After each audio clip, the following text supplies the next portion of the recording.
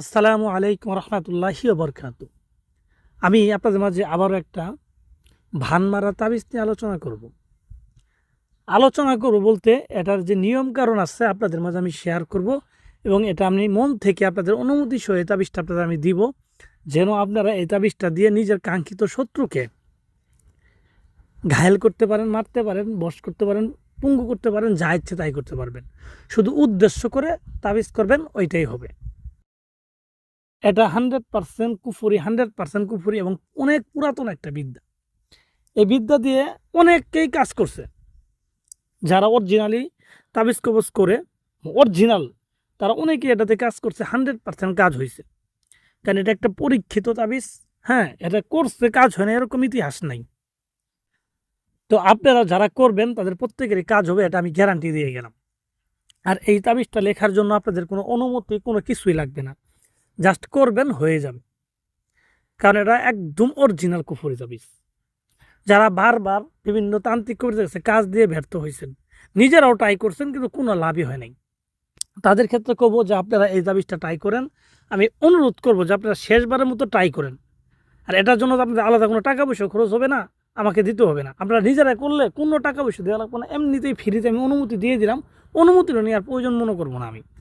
তো যারা অরিজিনালি করতে চান তারা কিভাবে করবেন আপনাদের আমি বিস্তারিত বলে দিচ্ছি। হ্যাঁ, তাবিজ কবজ আপনারা এটা নিজেরাই করেন। এটা কিন্তু দূরে অথবা কাছে যে কোনো ব্যক্তিরা করতে পারবেন। যদি প্রবাসে থাকে কোনো ব্যক্তি, যে দেশে থাকুক, যেই দেশেই থাকুক, নদী পার হয়ে থাকুক, যেখানেই থাকুক, কাজ হবে। আসলে নদী পার হওয়ার কথাটা হাস্যকর, তারপর কেন বললাম জানেন? এর কারণ হচ্ছে অনেকে আমার ফোন দিয়ে বলেন যে ভাই, একজন কবিরাজের কাজ দিচ্ছিলাম, কইতাছে নদী পার হয়ে বলে কাজ হয় না। আর ভাই, এটা সম্পূর্ণ ভুয়া কথা। যার জন্য করবেন এই ব্যক্তি যদি জীবিত থাকে, দুনিয়াতে জীবিত থাকে, 100% কাজ হবে যদি জীবিত থাকে। তো ভিউয়ার্স, আসলে আমি কথা বললেও অনেক কিছুই, ঠিক আছে, এগুলা পুরান কথা বলতে চাই না, আমি নতুন বলতে চাই। যা পূর্বে করছেন সব বাদ, লাস্ট বার আমার এই তাবিজটা আপনারা করে দেখবেন, নিজেরাই করে দেখবেন, আশা করি কাজ হবে। তো ভিউয়ার্স, এটা কিন্তু ছেলে মেয়ে উভয়ের ক্ষেত্রে করতে পারবেন, যে কোনো বয়সের ক্ষেত্রে করবেন, ছোটো বাচ্চা থেকে শুরু করি সবার জন্য করতে পারবেন। শুধু নিয়মটা একই, যেইভাবে নিয়ম বলবো এইভাবে আপনারা করবেন। তো ভিউয়ার্স, যারা অ্যাকচুয়ালি করতে চান তারা মনোযোগ সহকারে ভিডিওটা ফুল দেখবেন, কারণ ভিডিও ফুল না দেখলে আপনারা বুঝতে পারবেন না। ভিডিওটা ফুল দেখেন, আমি যেই নিয়মে বলবো ওই নিয়মে আপনারা করবেন, 100% কাজ হবে, 100%। এটা আমি করলেও হবে, আপনি করলেও হবে, একদম গ্যারান্টি। তো আসলেও কথা না বাড়াই আমি মূল কথায় আসি, কিভাবে করবেন। এটা করার জন্য অবশ্যই আপনাদের যে কোনো একটা শনি অথবা মঙ্গলবার লাগবে।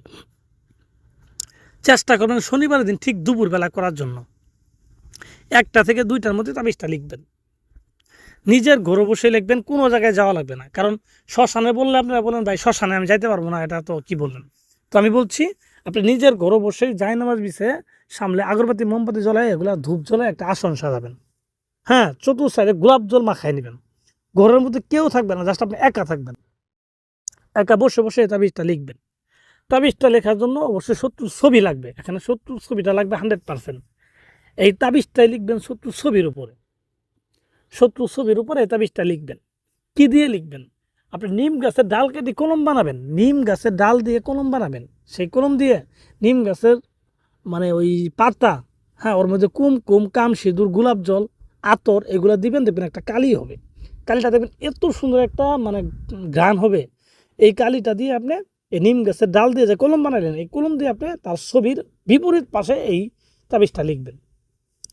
হ্যাঁ, লিখবেন, তাবিজটা লিখবেন। লিখার পরে ছবির নিচে, হ্যাঁ, তাবিজের নিচে যাকে করলেন তার নাম, তার বাবার নাম লিখে দিবেন।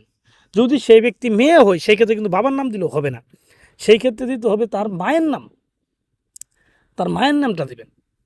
দেওয়ার পরে আপনি সুন্দরভাবে তাবিজটা লিখলেন, লিখে তাবিজটাকে সুন্দরভাবে বলডায়ে, হ্যাঁ, একটা মাটির মূর্তি বানাবেন। মাটির মূর্তি বানাবেন। যখন মাটির মূর্তিটা বানাবেন তখন যে ব্যক্তিকে করতেছেন তার সুরুত বা চেহারা মনে মনে ভাববেন আর তাবিজটা বানাবেন, মানে মূর্তিটা বানাবেন। মূর্তিটা যেমনই হোক তার মতো হওয়া লাগবে না, কিন্তু তার কথা ভেবে ভেবে আর কি বানাবেন। হ্যাঁ, বানানোর পর এই মূর্তিটার মধ্যে ওই যে তাবিজটা যে লিখলেন ওই তাবিজটা মূর্তিটা পেটের মধ্যে ঢুকাই দিবেন। ঢুকাই দেওয়ার পরে সেই জায়গায় একটা করি দিবেন, একটা ভর্তা করি, জীবিত করি। জীবিত করি কিন্তু পাওয়া যায়, হ্যাঁ, করি কিন্তু দুই প্রকার, একটা ভীত করি, একটা জীবিত করি। আপনি জীবিত করে কিনে আনবেন, একটু দাম বেশি নিবে, তারপর জীবিত করে কিনে আনবে, এই করিটা ওই তাবিজের সঙ্গে দিবেন। দেওয়ার পরে এই তাবিজটাকে কোনো কিছুর মধ্যে পুরাই দিবেন, আগুনে পুরাই দিবেন। তারপরে দেখবেন আপনার 3 দিনের ভিতরে আপনাকে কাঙ্ক্ষিত ব্যক্তি যদি বলেন যে মারা যাবে, তাতেও সম্ভব, কোনো সমস্যা নাই। কিন্তু এগুলো বিষয় সিক্রেট। আপনি যে করবেন, একটা কাকপক্ষীয় যেন না জানে যে আপনি এটা করতেছেন তাই ব্যক্তির জন্য, কারণ পরবর্তীতে আপনি ঝামেলায় পড়বেন যদি কোনো লোক জানে।